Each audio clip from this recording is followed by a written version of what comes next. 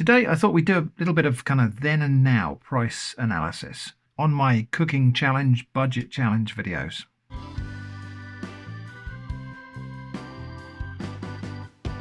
So I've been making various different versions of cooking challenge videos for about 5 years now. So what I thought it would be interesting to do is go back and look at some of the earliest of those videos, capture the prices from the shopping segment, and then go back to the shops and see what today's prices are like. So I've done that for 3 different videos, shopping at Tesco, Asda and Home Bargains, and I've picked out and tabulated all of the prices in a spreadsheet, and we're going to go off to those stores, see if we can find those products and compare the prices today. I will also pick some of those products from this list, no particular budget, but from this list, and see what we can make with those ingredients, plus a few things from the cupboard, as is the current version of the standard. Plus, I think this little pack of Nutella, why not? And just to make things interesting, let's say that one of the dishes has to use this silly little frying pan. Anyway, time for browsing and shopping. Okay, first stop is Asda. Just one thing to say before we go into the shopping is there isn't a lot of fresh vegetables in this list. So I am going to add on green vegetables, I think, just because I don't want to be eating unhealthy food, even though I am supposed to be making the challenge from the list of ingredients we've got here. I'm going to buy some green vegetables because I want to eat healthy.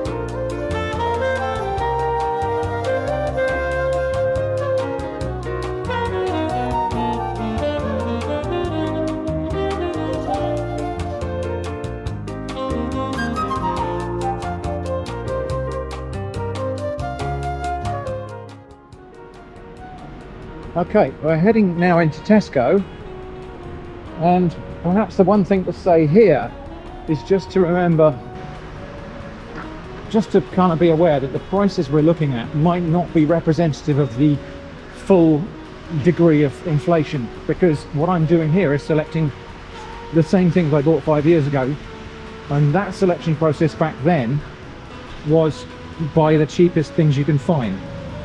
Anyway, we'll talk more about that in a minute.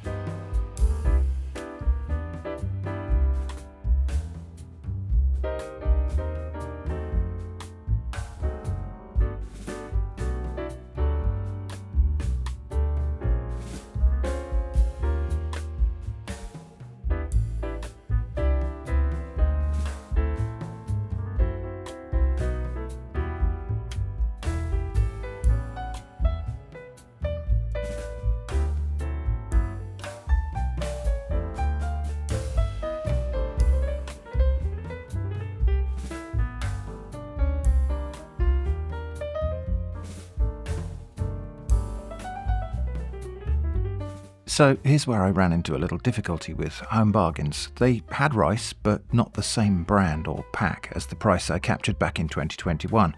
Same deal for half the items on the list, and I don't think it's really fair to compare the nearest match, since all of the other comparisons I'll be making here are exactly like for like. They did have a few interesting cheapish things that might warrant another look in a future video, like a can of tuna. That's tuna flakes though, which are not always the best deal.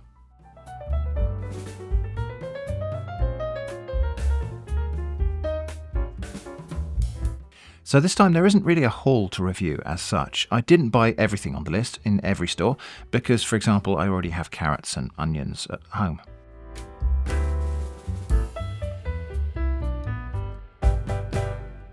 There are a few things to note here, and the first of them is what I said on the way into Tesco earlier. We just need to be aware of the small and selective nature of this sample. Products in this list were originally chosen because I was shopping with a really tight budget and because those things were cheap.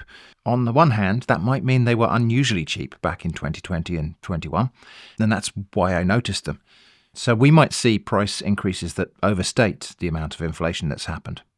Alternatively, it's certainly the case that a lot of things in this list are items over which supermarkets are ferociously competitive. You can see that by the frequency of price match labels on the shelf edge. So on the other hand, we might not be seeing the full extent of food price increases in this subset of things where the prices are actively being driven down. In cases where I was unable to find the exact same product this time, I'm not attempting to compare prices because I think that's the only fair basis. For example, it seems that Tesco doesn't sell loose mushrooms anymore. I could instead compare the price per kilo for pre-packed mushrooms now, but since pre-packed mushrooms were also available back in 2020 and I didn't capture the 2020 price, that would be an unfair and misleading comparison. Only finding half of the products in Home Bargains was nobody's fault. Home Bargains is a discounter, and the nature of that trade is that some items are ephemeral on their shelves, appearing once and then selling out once completely forever. Anyway, cooking today is not going to be as strict a challenge as it used to be back in 2020, but my main ingredients will come from this list, together with little bits and pieces from the cupboard, fridge and spice rack, as is the current convention in the series, plus, as I say, a couple of green vegetables. So off we go now to Kitchen Shrimp for a little bit of cooking, then back here in a moment for a deeper look at the prices. So I think first I'm going to try to make a cake, and I'm going to get the weird restrictions out of the way and use these pans and use the little thing of Nutella. So I've got chickpeas, often cited as an egg substitute, a banana, also often cited as an egg substitute, an apple, also often cited as an egg substitute, and I've got eggs. Let's see what we're going to do with this lot. So first things first, let's get these chickpeas out of the can and see what we're dealing with.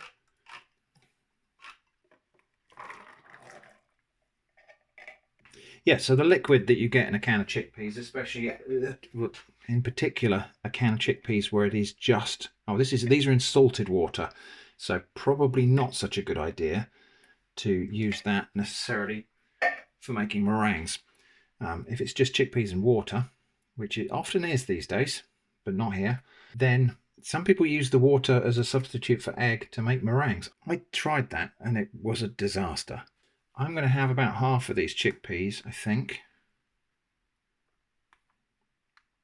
but not the water because it's salty. Into there, I'm also going to put my banana. I'm going to blend this up using the hand blender, everyone's favourite recurring character. Banana's perhaps a little bit underripe for this actually, but I don't think it'll matter when it's blended up. But we're not quite ready to do that yet. In fact, first what I want to do is chop up this apple. Very odd looking apple. It's got a really weird blemish on it. I shan't be at all surprised to find something odd inside there. So I don't live near a doctor's surgery with an apple tree outside the front door anymore. So this is an apple that we bought. And I'm just going to dice this small. And I'm going to make a kind of upside down cake. Similar, I suppose, in some ways to a tarte tatin, but also probably more similar to a traditional upside down cake. Leaving skin on this time. Don't always leave the skin on apples, but today I'm just going to see what happens if we do. Into these two pans, weird gingerbread person and the round one, we're going to have from the fridge a little bit of butter. Maybe like that. That's maybe 10 grams of butter there. Over here at the cooker, I'm going to attempt to heat up these two little pans. Part of the reason these aren't exceptionally practical, really, they don't fit on anything. And then my apple is going to go in the pan about half and half. and we're going to allow that to fry a little bit in the butter. Stirring absurdly carefully because the pans are so shallow and small. Second ingredient, which is going to come from the cupboard, we are going to need a bit of sweetness in this cake. We've got the banana, obviously. Golden syrup is going to be about a teaspoonful in each one. Just allow that to caramelise a little bit. But I do also want to reduce some of the juice that's coming out of these apples. I don't want this to be too wet a cake on the top end. I don't know how well this is going to work, but we'll persevere. Okay, I think that one can come off now. The handle's not even warm yet. This one probably just needs a little bit longer.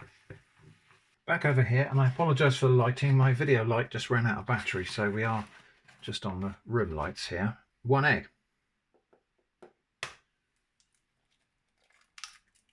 And separating this the way people advocate is easiest. Well, just, you know, different method of separating the egg there.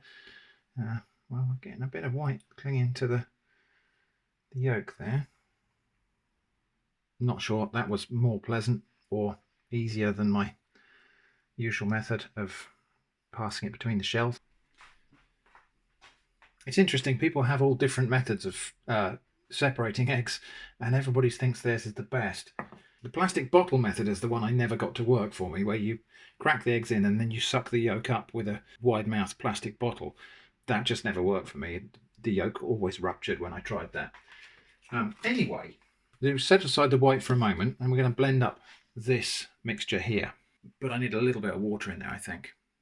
We're also going to have a little bit of ground cinnamon from the spice rack. Like about 1/4 teaspoonful. And now, hand blender time.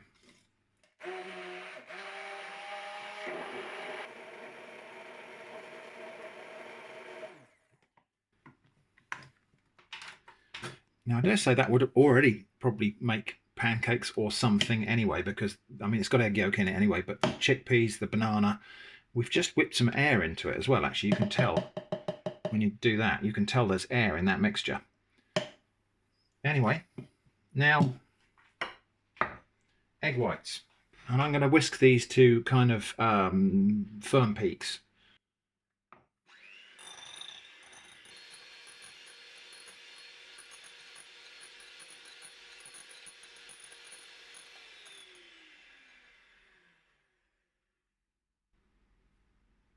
Yeah, I think that's about there.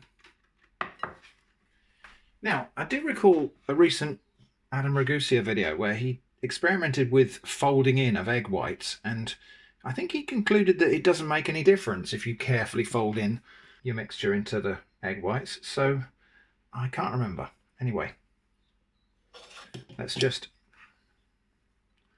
get those things combined anyway. I may not use all of that mixture that I've made. We'll see how we go. I think that looks about ready. So now we want our 2 little pans. Of course, now I've got to be super careful about distributing it into the weird shape of this pan. Just adds unnecessary difficulty to it all.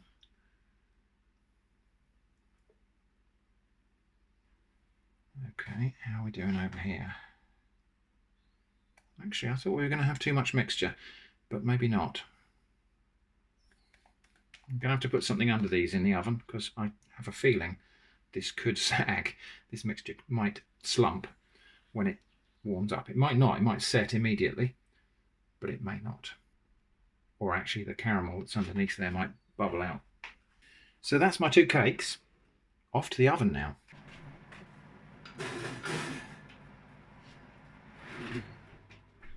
While we're waiting for those to bake, this is not part of the main thing. This is just a side experiment, really, a side quest.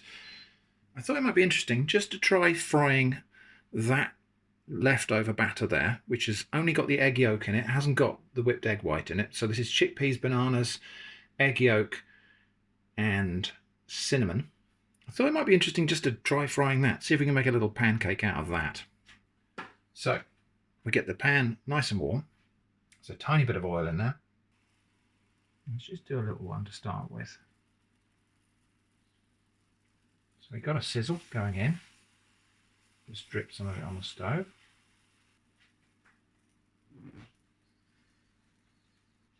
We shall see. Yeah, I don't know that this is going to set. There's not very much starch in this. It's mostly banana and I suppose there are the chickpeas. Well, remember, first pancake anyway. We just need to set our expectations accordingly. I think there's just too much moisture in there probably. Let's have that out and start another one. Turn that down and maybe try to leave it alone a little bit longer this time. There's the first one, looking wonderfully grey. Yeah, there's just no sort of coherence to that. I will have a little taste. It's piping hot throughout. Tastes all right. Actually tastes quite nice. Kind of banana mousse thing going on. Not wonderfully nice, but not inedible. Yeah, I just don't think we're going to get to flip this before it burns. Never mind, it was an interesting experiment. Yeah, that's going to have to turn now. Yeah. Well, there we go. Now we know. Cake in the gingerbread pan is looking like it's cooked now. It's cooked before the other one. Something to do with the perimeter or something, surface area. Let me just go and grab that out of the oven. The other one's looking like it maybe needs another minute or two. It looks to have set. I'm just going to very carefully free it up from the pan, if I can. And then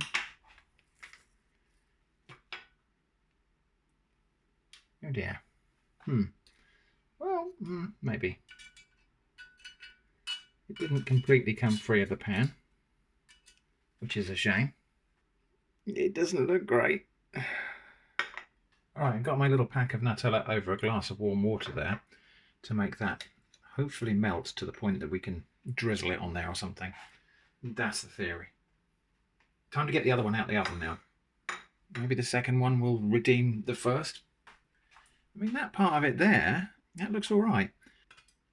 Maybe this one will be easier to release on account of the pan not being a weird, wonky shape.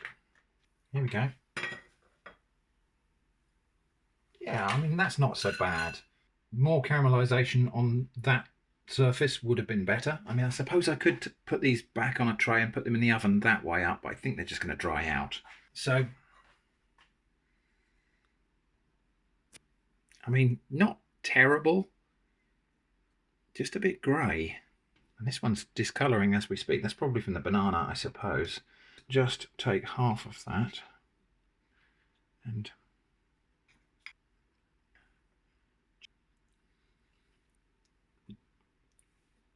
texture, not bad. Flavour, not bad. A little undersweet, obviously. There's hardly any sugar in here. Without the Nutella, I think we're probably going to find that that's really weird.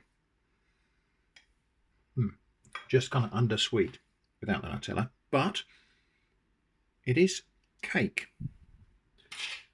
So, a theoretical success. It needs a bit of sugar, honey, maybe a bit of syrup actually in the cake batter. Possibly a sweeter, more ripe banana. Now that the experiment is over, I'm just going to try a bit of more syrup on there and just see what that's like. So about another teaspoonful of golden syrup.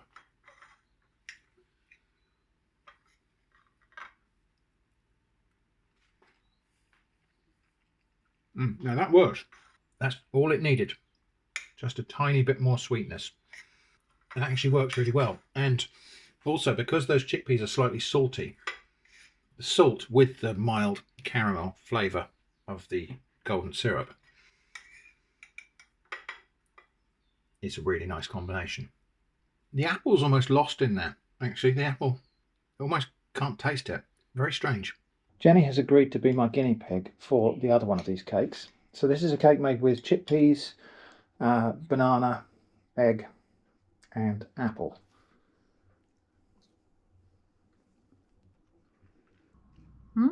Reminds me of something. Yeah, it's nice actually. It's not very sweet though. I mean, I think it probably could have done with some sugar, but I was obviously making it without sugar. Is it all right? Yeah. Oh, thank you. I suppose it would have been fun if I'd cooked with these little pans on top of the wood stove here, but I don't actually think that would have been possible with that recipe, at least anyway. I've just got them on here, just brushed a little bit of oil on them and put them on top of the stove here to build up the seasoning on them. That's why they're here. Also, drying them out by heating them like this prevents them rusting. Anyway, I think time to go back to Studio Shrimp now for some more nerdy number stuff. So here's the raw price comparison data. One interesting thing is that we didn't find any clear examples here of so-called shrinkflation, where the price of a thing stays the same or only rises slightly, while the size or sometimes quality of the product goes down.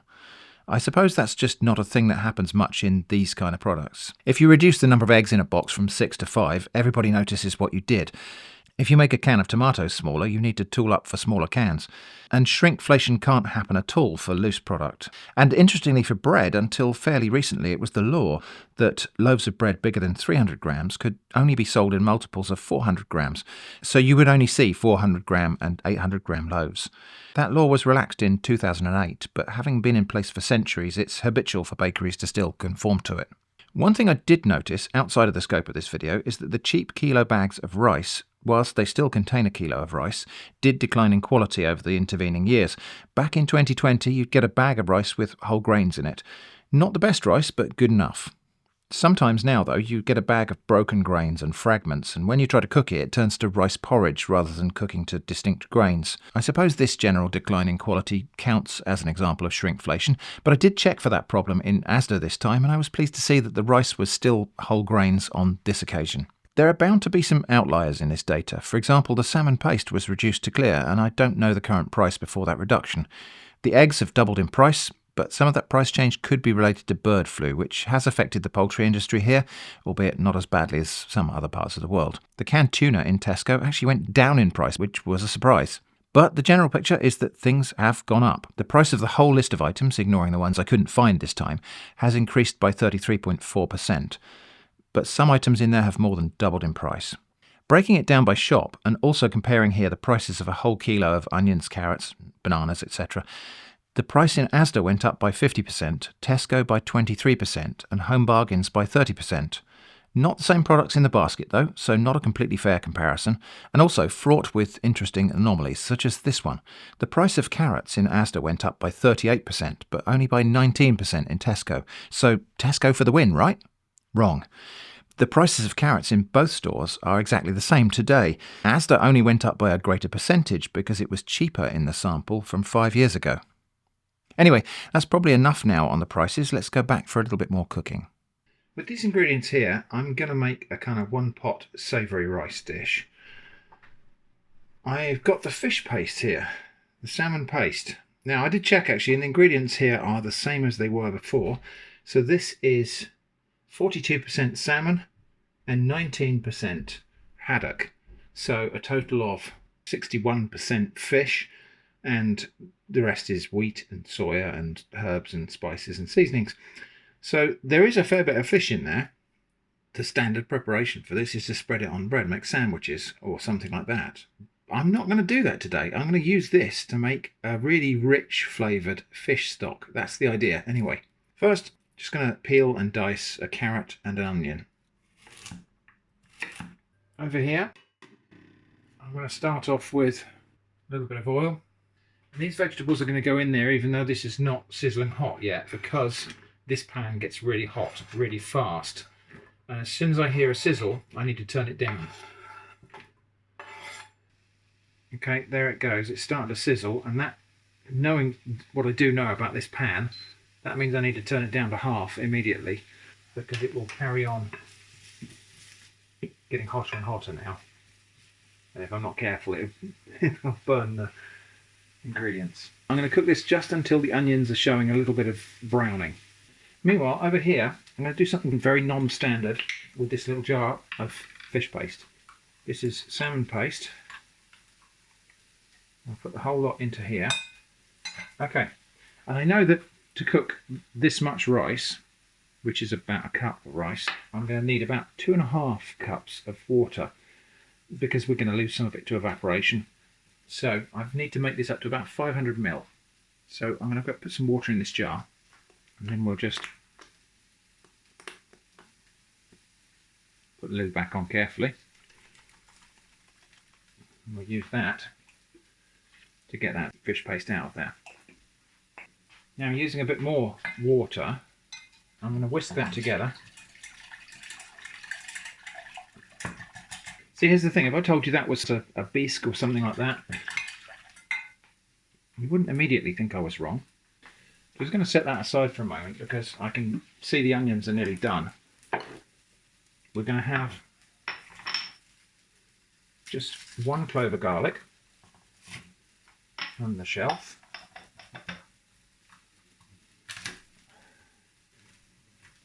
Chop that fairly small.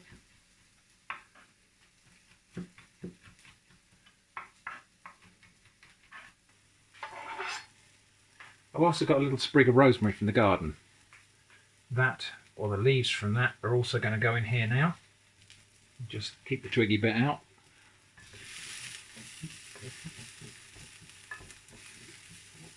I'm actually going to turn the heat off underneath that now because I don't want the garlic to burn. Back over here, I've got this tin of sardines in tomato sauce.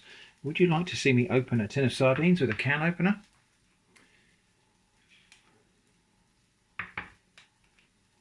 It's not that I hate pull tabs. It's just mainly that the can opener is just so good. So these sardines, I'm just going to tip them out of the tin because I don't want to waste any of that sauce. So a little bit of water in there. And then that is going to go in there. Yeah, we got most of it. Also, into my liquid ingredients, I'm going to have about half of this can of chopped tomatoes.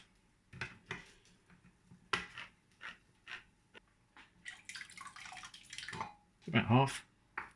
And we're going to have some tarragon, dried tarragon. Just a little pinch. We're going to have a little bit of smoked paprika. Again, a little pinch. What, 1/4 teaspoonful? It would be tempting to use the red string spice herb, but perhaps not today. The salmon paste is seasoned already, but I'm going to put a bit of salt in there as well. Okay, and then I just need a little bit more water just to make up the volume. That's mostly stopped sizzling now, but we've got some caramelised onions in there. They've all softened down quite nicely. In goes the rice. I'll turn the heat back on now. I'm just going to toast that rice a little bit before we add the liquid. While that's happening, I've just got one more thing to prepare, which is this cauliflower. This is, I did say I was going to buy some green vegetables, so I'm just going to get in there and cut round there like that. Separate off the leafy bits from the curds. That we're going to save for a different meal.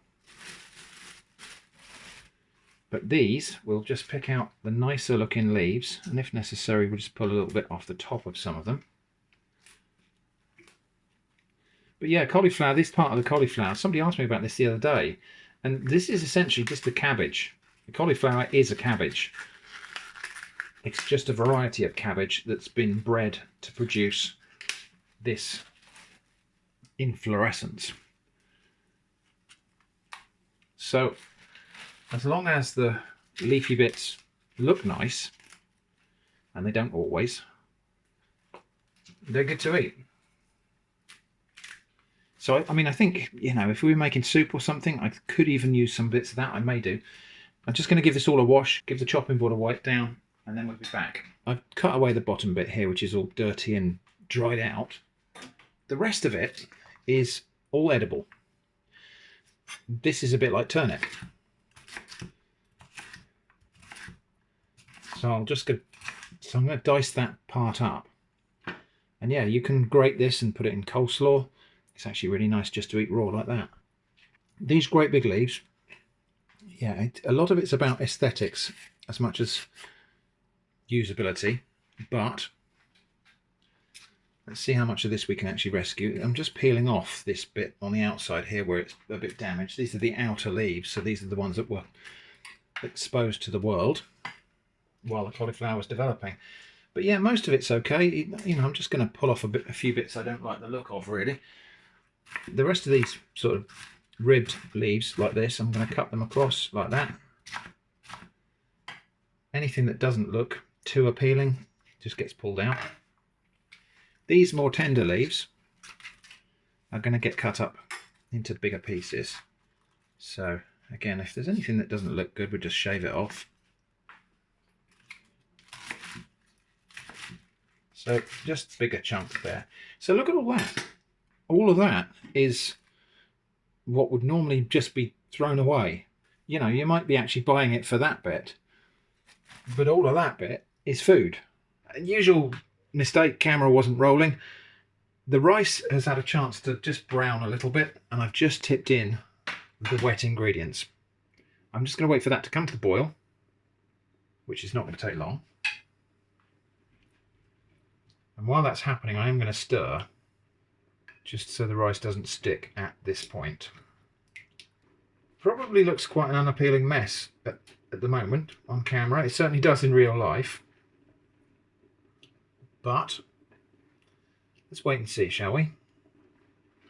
Okay, that's coming up to a simmer now. So now, all of my cauliflower stuff is just going to go across the top of this. Lid on, and then that's going to go in the oven, 180 Celsius for maybe about 25 minutes, just until the rice is all fluffed up.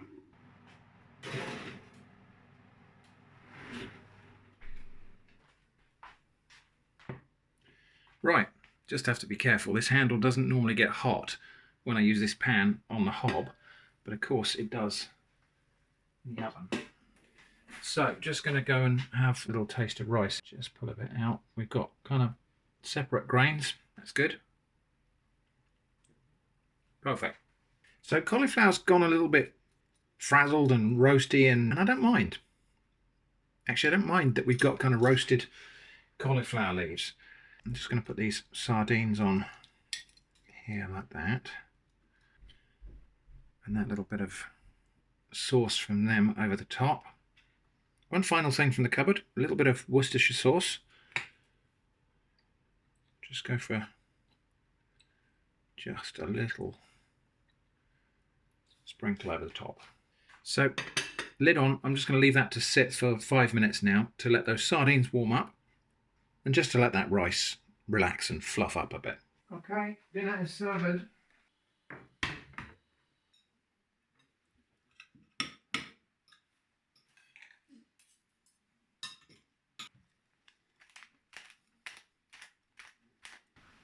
Give this rice a taste.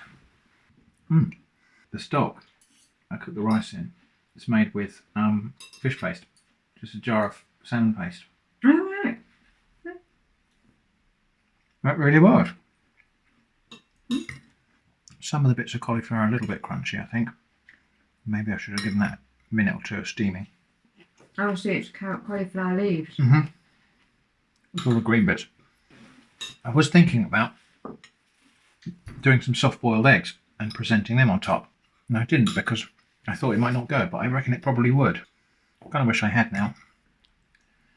Sardines and rice, actually always a lovely combination, but especially so when the rice is infused with all the flavours. Happy? That was a success. I do think the cauliflower should have been a little bit steamed before we put it in there, especially the thicker bits. Or maybe I could have sliced them thinner and or fried them along with the onions and carrots. That little bit there I will probably keep for a midnight snack. But yeah, the main learning point here is that salmon paste makes really good stock. I'm fairly sure that that stuff that you could just mix it with water, thicken it a little bit, and serve that as soup. And everybody would think it was amazing. One final word on prices before we go back to the last session of cooking, and that's to reiterate how small and rather selective is the data in this exercise. I can't speak to the changes of price that might have happened in product categories such as prepared foods or even just the more expensive kinds of ingredients, because I don't have the data. And I don't have a time machine to go back and collect it, and even if I did have a time machine, Tesco in 2020 would not be my first choice of destination. I invite you to speculate in the comments if you want to, when and where you think I would go if I did have a time machine. I do have an answer in mind, and I'll put it in a pinned comment after this video's been up for 24 hours or so, or sooner if someone guesses it right. Now off we go back to kitchen shrimp for the third and final dish. Today we're going to be cooking with Bombay mix again. So I've got Bombay mix, I've got some cauliflower, I've got the other half of a tin of tomatoes, I've got the other half of a tin of chickpeas, I've got a cup of rice, my other green vegetable, some baby spinach, and one onion. First thing to do, I think we'll get the rice cooking. So I will go and give that a rinse. So yeah, washing rice is a really strange thing because I don't always do it. And especially if I'm cooking the rice in a sauce. Because if you're making, say, rice pudding, you don't wash the starch off because you want it to stick together. Having said that, I'm certain that as I'm now washing the rice here, there will be people watching this and saying, "What are you doing washing rice?"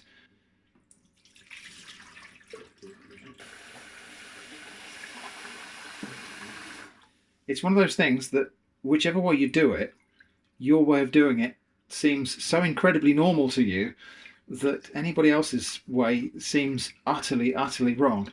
And people get really het up about it. But anyway, I'm washing the rice here because taking off all of the loose starch will mean, hopefully, that when this cooks, we'll get separate fluffy grains of rice.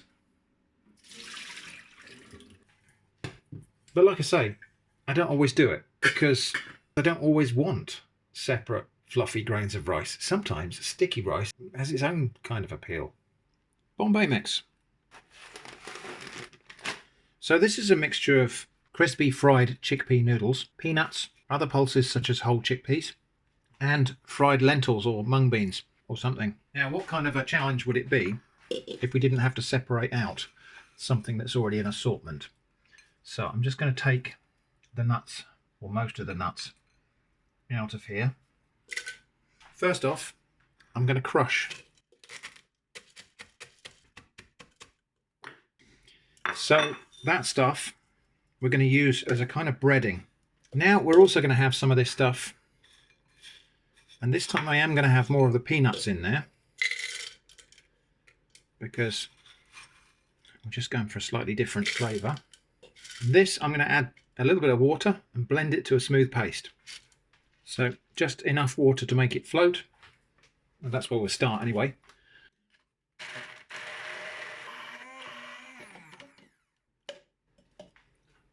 And already that's thickened to quite a gloopy mixture.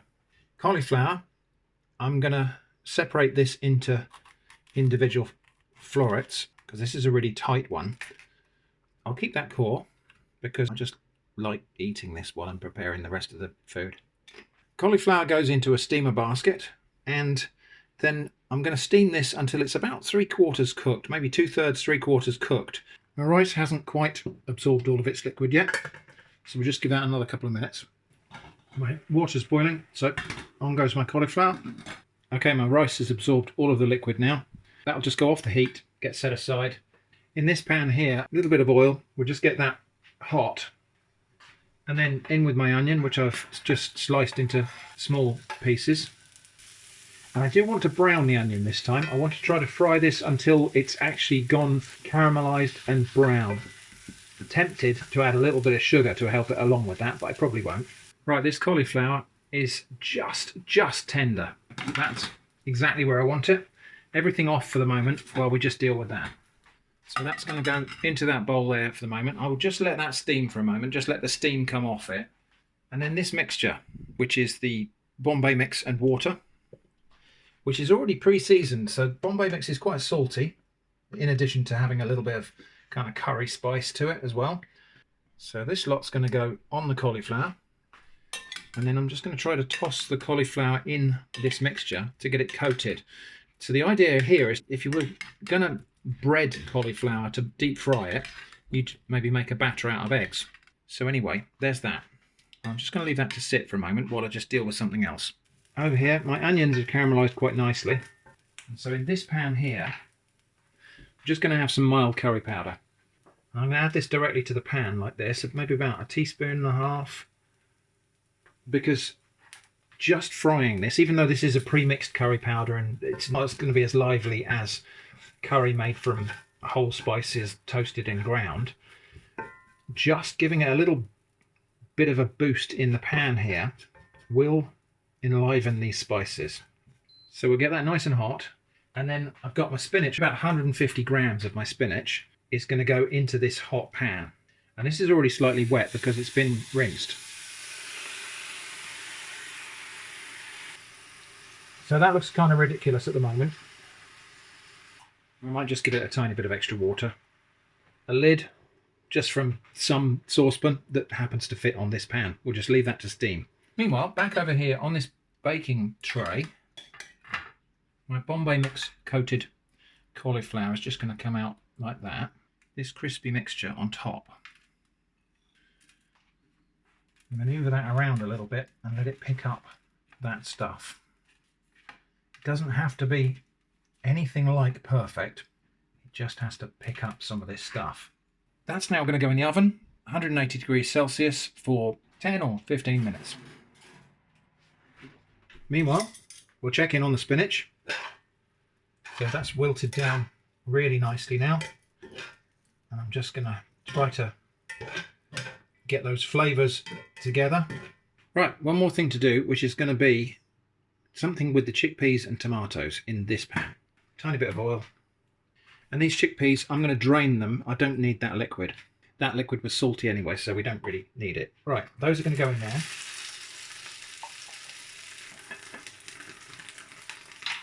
Now these are going to be a bit wet for toasting, but hopefully we can still get a little bit of browning on them.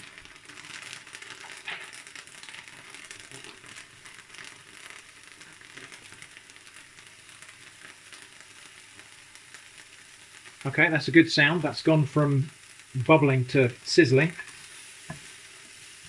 We'll just keep going until we start to see some little toasted bits on there. So now, different curry powder. This is a mild tandoori curry powder, so it's a redder sort of curry, and we'll have a heaped teaspoonful of that in there. Actually, a bit more. About 2 teaspoonsful of this curry powder in there while that's burning, so we'll be quick.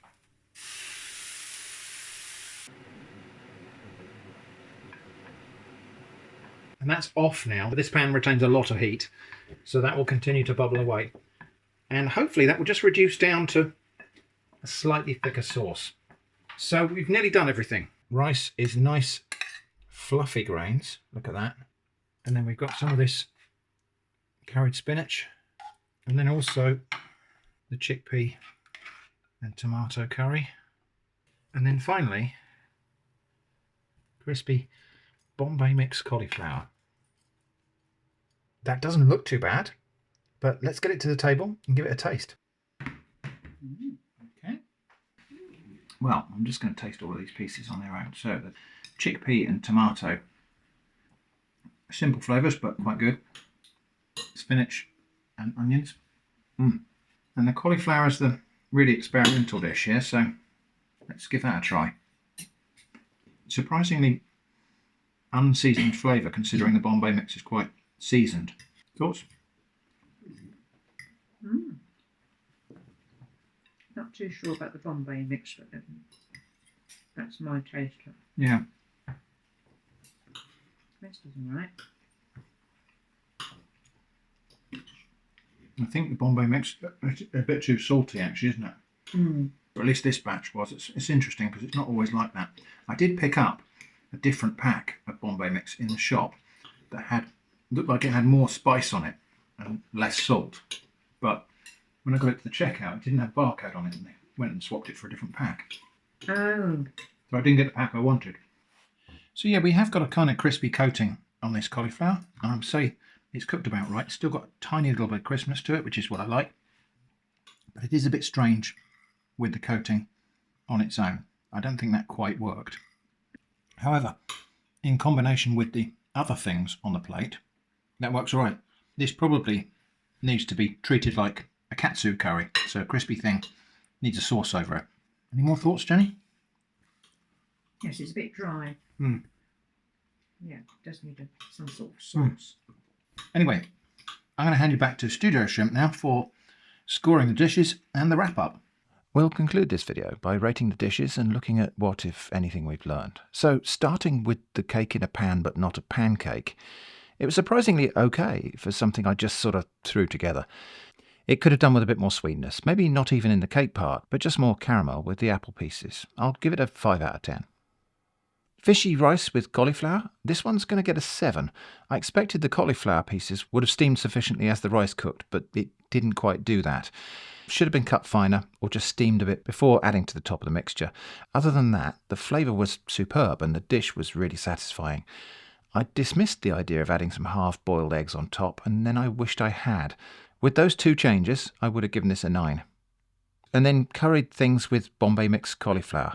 Mostly okay. The Bombay mix thing didn't quite work out exactly as I'd imagined.